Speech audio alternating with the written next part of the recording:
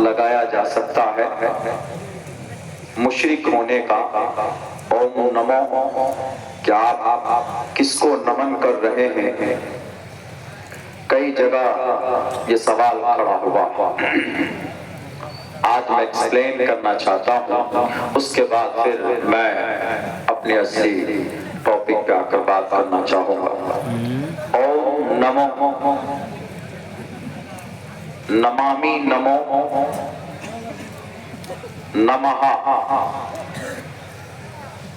नमः अस्ति का मतलब होता है किसी चीज के सामने अपने आप को झुका देना। ओम नमो, ये ओम असल में हिंदू नालंदा विशाल शब्द सागर एक डिक्शनरी, उसको पढ़ेंगे तो उसमें ओम का एक्सप्लेन और उसकी तारीफ की गई है, उसका डेफिनेशन वहां पर अलग अलग पेश किया गया है। ओम आकार, मकार, सकार, और इसको बढ़ाइए, इसका मतलब तीन बड़ी शक्ति इस देश के हिंदू भाइयों के यहाँ, वो विष्णु, ब्रह्मा और शिव है। विष्णु और ब्रह्मा और शिव को वो लोग ओम, विष्णु ब्रह्मा शिव का शॉर्ट नेम ओम है, और विष्णु और ब्रह्मा और शिव को आप ट्रांसलेट करेंगे जब उनके मीनिंग को, तो अरबी में तीन नाम निकलते। विष्णु से रब्बुल आलमीन, शिव से अल कहार और ब्रह्मा से अल खालिक। तो इस माने में हम नमो बोलते हैं। मेरी जो इंटेंशन, मेरी नीयत जो होती है वो नहीं कि विष्णु ब्रह्मा के सामने मैं नमो करता हूँ, बल्कि मेरी नीयत और मेरी जानकारी के हिसाब से, नॉलेज के हिसाब से, इसका मतलब ये होता है कि मैं अल्लाह के सामने अपने आप को झुकाता हूँ। इसको कसरत से नहीं बोल सकते हर कोई, इसलिए कि चूंकि इसका कसरत इस्तेमाल अगयार में होने लगा।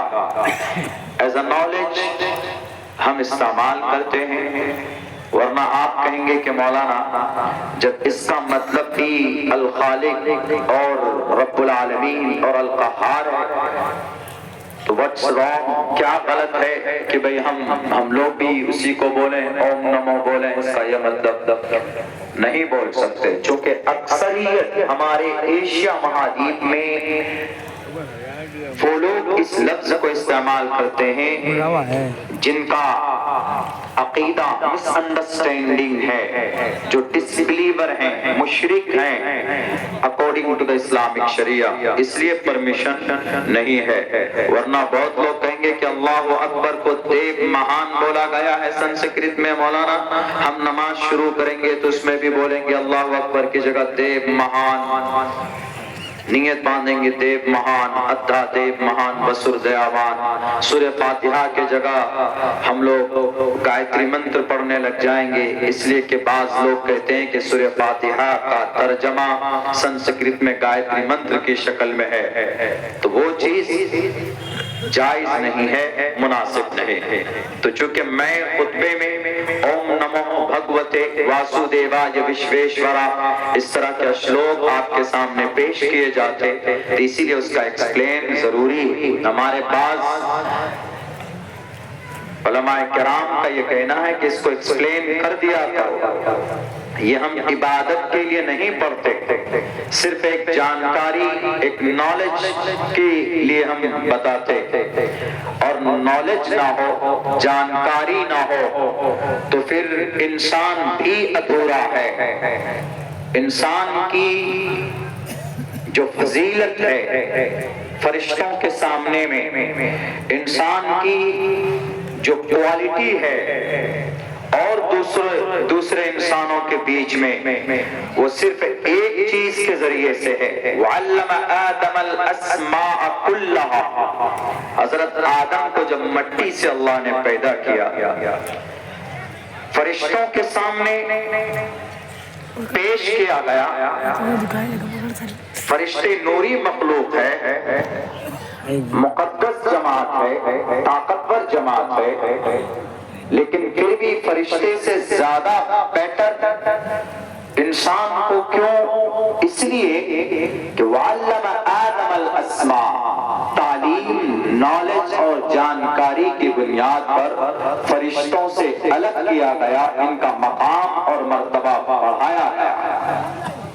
تو انسان کے پاس اگر نالج نہ ہو، انسان کے پاس اگر جانکاری نہ ہو، تو پھر وہ انسان نہ تو اپنے رب کو پہچان سکتا ہے، نہ تو انسان اپنی زندگی کے حق حقوق کو سمجھ سکتا ہے، نہ اپنے گھر میں کیسے زندگی گزارنی ہے وہ بھی نہیں سمجھ پائے گا۔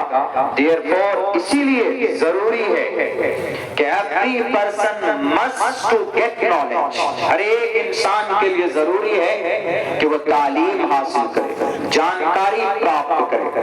اللہ کے نبی علیہ السلام نے اس لیے کہا طلب العلم فریضۃ علی کل مسلم، اپنی زندگی کے اندر حرام حلال کی پہچان اور اس کی تمیز کر سکو تو اتنا علم حاصل کر لو، وہ تمہارے لیے ضروری۔ میرے بھائیو، کچھ چیزیں ایسی ہیں جو ہم لوگ اپنی زندگی میں مس کر رہے ہیں، چھوڑ رہے ہیں جان بوجھ کر۔ یہی وجہ ہے کہ ڈے بائی ڈے، دن بدن یہ قوم لوزر بنتی ہوئی چلی جا رہی ہے۔